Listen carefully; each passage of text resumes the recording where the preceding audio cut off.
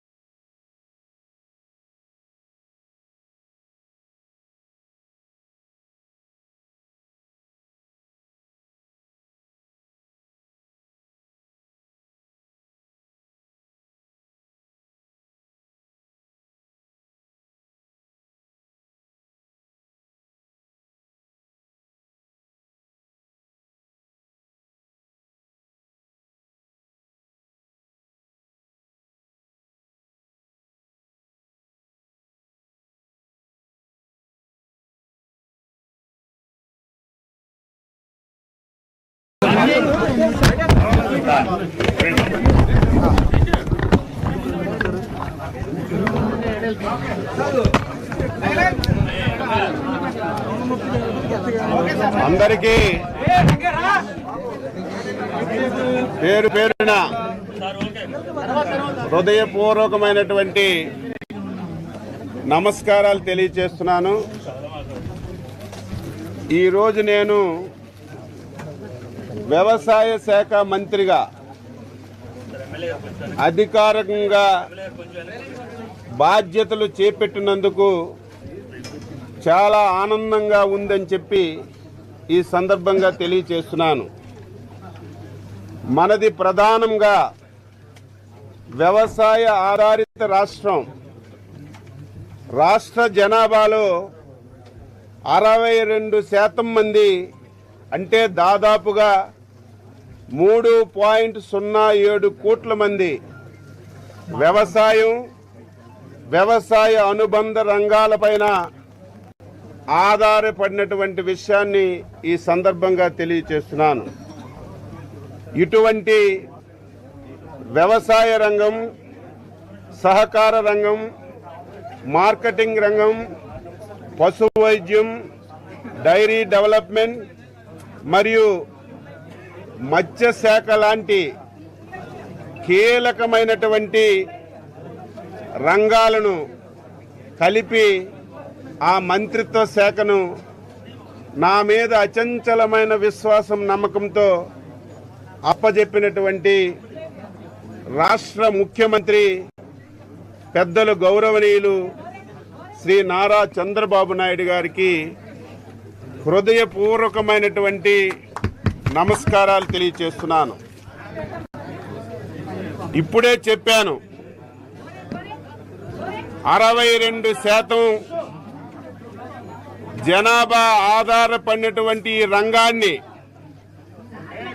ఏ ప్రభుత్వం అయినా సరే అత్యంత ప్రాధాన్యతగా తీసుకొని పని చేయవలసినటువంటి బాధ్యత ఉంటుంది.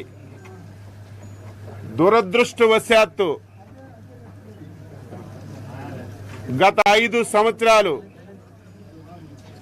2019 నుంచి 2024 వరకు ఎవరైతే ఈ రాష్ట్రాన్ని పరిపాలించారో ఆ వ్యక్తి వ్యవసాయ శాఖకి తాళం వేశారని చెప్పి సందర్భంగా తెలియజేస్తున్నాను.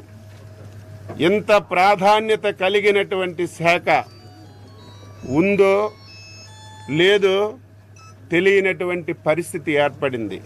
ఎంత బాధ కలుగుతుందంటే, ఒక మానవుడు ఆరోగ్యవంతుడైనా సరే, ఆరోగ్యం లేకపోయినా సరే ప్రతి 5 మాసాలకి 6 మాసాలకి మెడికల్ చెకప్ చేసుకొని ఆరోగ్యం ఏ విధంగా ఉంటుంది, ఆరోగ్యం బాగులేకపోతే ఏ విధంగా ముందుకెళ్లాలని ఆలోచన చేస్తారు. అదేవిధంగా వ్యవసాయంలో అత్యంత ప్రాధాన్యత కలిగినది భూమి. భూమి ఏ విధంగా ఉంది, భూమి యొక్క సార్థత ఏ విధంగా ఉంది తెలుసుకోవలసినటువంటి పరిస్థితి ఏ ప్రభుత్వం పైన ఉంటుంది. ఈరోజు 5 సంవత్సరాల్లో కనీసం గత ప్రభుత్వం ఒక్కటంటే ఒకటి భూసార పరీక్షలు చేయలేదు. అసలు భూమి ఏ రకంగా ఉందో ఈ ప్రభుత్వానికి తెలిసినటువంటి పరిస్థితి లేదు. విత్తనాలు లేవు, ఎరువులు లేవు. కష్టపడి పండించుకుంటే ఆ పంటకి గిట్టుబాటు ధర లేదు. పంట అమ్ముకుంటే 5 మాసాలు 6 మాసాలు డబ్బులు ఇచ్చినటువంటి దాఖలాలు కూడా లేకుండా రైతు తీవ్రమైనటువంటి ఇబ్బందుల్లో ఈ రాష్ట్రంలో ఉన్న విషయం ఈ సందర్భంగా తెలియజేస్తున్నాను. ఎన్డీఏ ప్రభుత్వం, అందులో చంద్రబాబు నాయుడు గారి నాయకత్వంలో ఆంధ్రప్రదేశ్లో ఉన్నటువంటి ప్రతి రైతు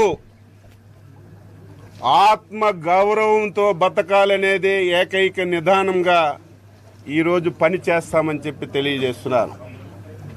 ఈ రోజు నుంచి ఆంధ్రప్రదేశ్లో ఉన్నటువంటి రైతాంగానికి ఎన్డీఏ ప్రభుత్వం తరపున, చంద్రబాబు నాయుడు గారి తరపున ఒక విన్నపం విన్నవిస్తున్నాను.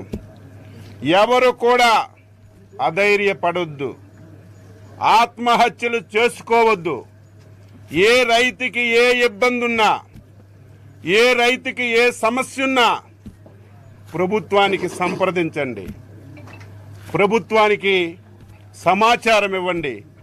సాధ్యమైనంత వరకు ఆ సమస్యని పరిష్కరించడానికి ప్రయత్నం చేస్తాం. ఇప్పటికే రాష్ట్ర ముఖ్యమంత్రి శ్రీ నారా చంద్రబాబు నాయుడు గారు ఈ శాఖ పైన సమగ్రమైనటువంటి రివ్యూ చేశారు. ఆశ్చర్యపోయారు. ఆయన స్పష్టంగా ఒకటే మాట చెప్పారు. 2014 నుంచి 2019 వరకు ఆ రోజు తెలుగుదేశం ప్రభుత్వం వ్యవసాయ రంగానికి, వ్యవసాయ అనుబంధ రంగాలకి ఎటువంటి కార్యక్రమాలు చేశారో అవన్నీ కూడా మళ్ళీ పునః ప్రారంభించమని స్పష్టంగా ఆదేశాలు ఇచ్చారని చెప్పి ఈ సందర్భంగా తెలియజేస్తున్నాను. అందులో భాగంగానే ఈరోజు నా డిపార్ట్మెంట్స్ 4 ఉంటే 3 డిపార్ట్మెంట్స్లో 6 ఫైళ్ళ మీద సంతకం పెట్టాను. అందులో వ్యవసాయ శాఖలో మొదటిది పొలం పిలుస్తుంది. ఆ రోజు చంద్రబాబు నాయకత్వంలో 2014 నుంచి 2019 వరకు ఈ కార్యక్రమం చాలా దిగ్విజయంగా జరిగింది. మళ్ళీ ఈ కార్యక్రమాన్ని రేపు 23వ తారీఖున రాష్ట్రం మొత్తం మీద ఈ కార్యక్రమాన్ని ప్రారంభిస్తున్నాం. ఈ కార్యక్రమం ఉద్దేశం ప్రతి మంగళవారం, బుధవారం వ్యవసాయ శాఖ అధికారులు, ప్రజాప్రతినిధులు, వ్యవసాయ శాఖ అనుబంధ రంగాలకు చెందినటువంటి అధికారులందరూ కూడా పొలాల దగ్గరికి వెళ్ళి, రైతుల దగ్గరికి వెళ్ళి వారికి ఎడ్యుకేట్ చేయడం, వారికి సాంకేతిక పరిజ్ఞానాన్ని అందించడం, వారి భూమి ఏ రకంగా ఉంది, వారికి సమస్యలేంటి, ప్రభుత్వం ఏ విధంగా తోడ్పడాలి అనే సూచనలు, సలహాలు ఇచ్చి రైతుకి అన్ని విధాల ప్రభుత్వం నుంచి సహాయ సహకారాలు అందించాలని ఈ కార్యక్రమాన్ని మళ్ళీ ప్రారంభిస్తున్నాం. ఇది 4 మాసాలు జరుగుతుంది. ఖరీఫ్లో 4 మాసాలు, రబీలో 4 మాసాలు. ఎంటైర్ యంత్రాంగం అంతా రైతు దగ్గరికి వెళ్ళి వారి సమస్యలు పరిష్కరించడానికి ఈ కార్యక్రమాన్ని మళ్ళీ ప్రారంభిస్తున్నాం.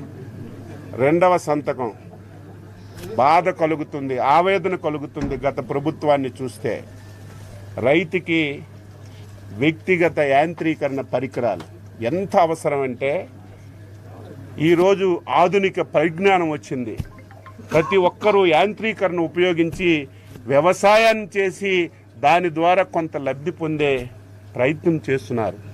కానీ 5 సంవత్సరాల్లో యాంత్రీకరణ అనే పదం ఈ రాష్ట్రంలో కనిపించలేదు. ఆ రోజు చంద్రబాబు నాయకత్వంలో ఏ రోజు గర్వంగా నేను చెప్పగలుగుతున్నాను, 3.24 లక్షల మంది రైతులకి 988 కోట్లు ఖర్చు పెట్టి ప్రతి ఒక్కరికి వ్యక్తిగతంగా సబ్సిడీ మీద యాంత్రీకరణ ఇచ్చాం. ఈ 5 సంవత్సరాల్లో ఒక్కటంటే ఒకటి ఇవ్వలేదు. చివరికి కొడవలి పిడి కూడా ఈ ప్రభుత్వంలో ఇవ్వలేదంటే వ్యవసాయ రంగాన్ని ఏ విధంగా నిర్వీర్యం చేశారో ఇది ఒక ఉదాహరణ అని చెప్పి తెలియచేస్తున్నాను. అందుకే మళ్ళీ వ్యక్తిగత వ్యవసాయ పరికరాలు సబ్సిడీ మీద ఇవ్వడానికి ఈరోజు 2వ సంతకం పెట్టాను. దీనికి గైడ్లైన్స్ అన్నీ కూడా ఫ్రేమ్ చేసి మళ్ళీ రైతాంగానికి అన్ని అవసరమైనటువంటి పరికరాలన్నీ కూడా ఇస్తాం. 2వది మీ అందరికీ తెలుసు, మత్స్య శాఖలో ఎంత దారుణం అంటే అందరూ వద్దన్నారు.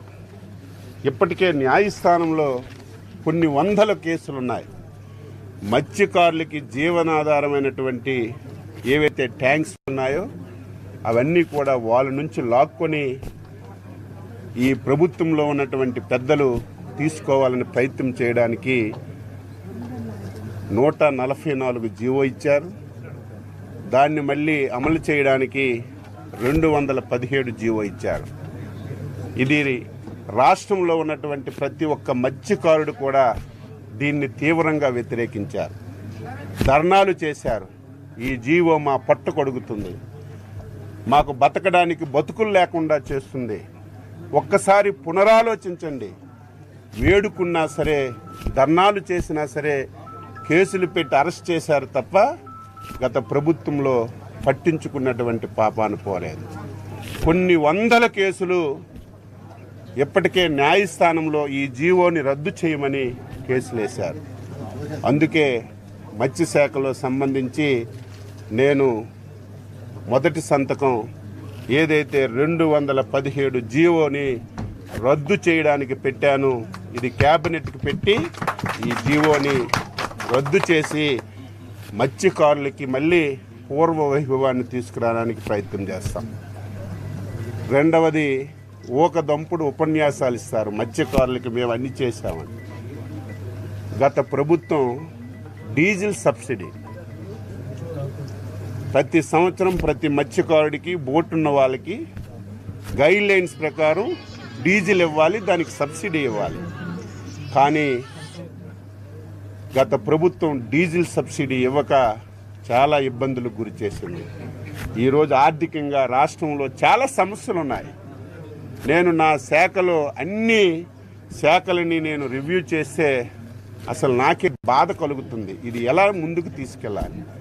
ఏ శాఖలో చూసినా ఇబ్బందులున్నాయి, ఏ శాఖలో చూసినా అప్పులున్నాయి, ఏ శాఖలో చూసినా చాలా సమస్యలున్నాయి.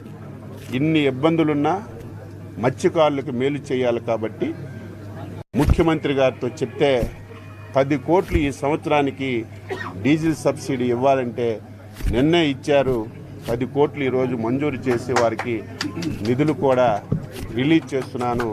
అది 2వ సంతకంగా మత్స్యశాఖలో పెట్టాం. 3వది అత్యంత ప్రాధాన్యత కలిగింది. రైతుకి వ్యవసాయం ఎంత ముఖ్యమో పాడి కూడా అంత ముఖ్యం.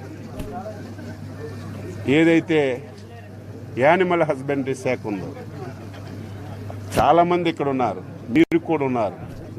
తెలుగుదేశం ప్రభుత్వం అధికారంలో ఉంటే ప్రతి 2 మాసాలకి 3 మాసాలకి మెడికల్ క్యాంపులు పెట్టేవాళ్ళు, ప్రతి యానిమల్కి డీవార్మింగ్ చేసేవాళ్ళం. ఎక్కడ ఇబ్బందులున్నా ఇబ్బందులని పరిష్కారానికి ఒక మార్గాన్ని చూపేవాళ్ళం.